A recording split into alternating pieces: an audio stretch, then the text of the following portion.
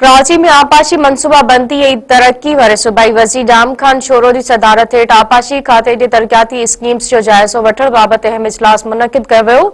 इजलास में सेक्रेटरी आपाशी ज़रीफ खेड़ो, chief engineer कोटी बेराज रियाज़ शाह ऐं ॿियनि ऑफिसरनि जी शिरकत कई।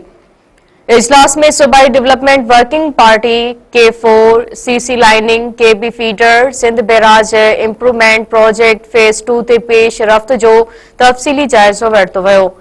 सूबाई वज़ीर ऑफिसरनि खे हिदायत कई त बदीन रीजन जे सीसी लाइनिंग मनसूबनि जी रफ़्तार वधीक तेज़ कई वञे ऐं हलंदड़ माली साल में मुकमल कई वञे।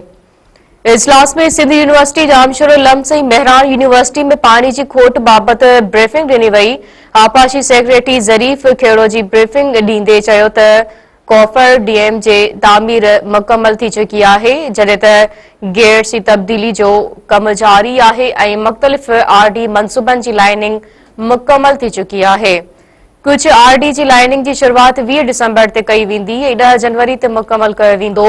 सूबाई वज़ीर डाम खान शोरो चयो त सिंध यूनिवर्सिटी लम्स ऐं मेहरान यूनिवर्सिटी में पानी की घटिताई पैदा थी वई आहे, जेका कंहिं बि सूरत में क़बूल न कई वेंदी।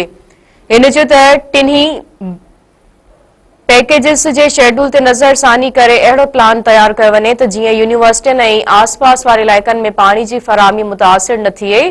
सूबाई वज़ीर चयो त पानी की घटिताई अवामी मसलो आहे, उनखे हर सूरत में तरजीह ॾिनी वञे। केबी फीडर जी लाइनिंग मुक़रर कयल मुदत में मुकमल कई वञे। हिन चयो त सभिनी मनसूबनि जी बर वक़्त ऐं मयारी तकमील मुकमल करण खे यकीनी बणायो वञे।